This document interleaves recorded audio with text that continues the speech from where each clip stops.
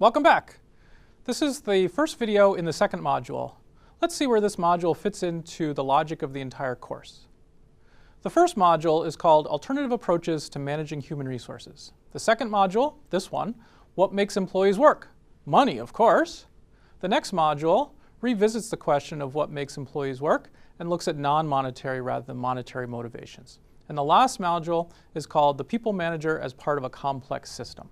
Now, as you can see, we're going to spend 2 whole modules thinking about why employees work. What makes them come to work every day, or what keeps them from coming to work each day, to look at it from a negative perspective.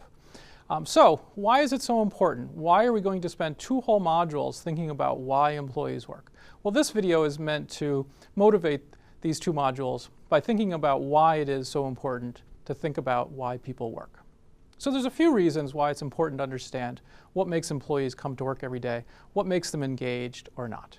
The first reason is that why people work determines their motivation. So that's going to determine what employees are and are not willing to do for the organization and under what conditions they're willing to do it. Get it right and they'll be successful. Get it wrong as a manager and employees might leave or they might not work very hard. The second reason is that there's a lot of different motivators. That's why we're going to spend 2 whole modules on this. Now, you might be thinking that it's all about money. Money, money, money. That's why employees are working. Well, certainly there's some employees that are working for money, and everybody's probably working for money to a certain extent, but that doesn't mean that people are completely or solely working for money. Some employees might be looking for satisfaction, a sense of accomplishment, a self-esteem. Other people might want to be part of a successful team or a successful group. Yet others might want to care for people or serve some other mission. And the third reason is that people are different.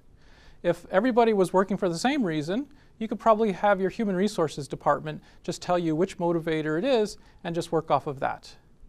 But for better or for worse, the people in your work group are undoubtedly unique. You probably have people coming to work every day for very different reasons.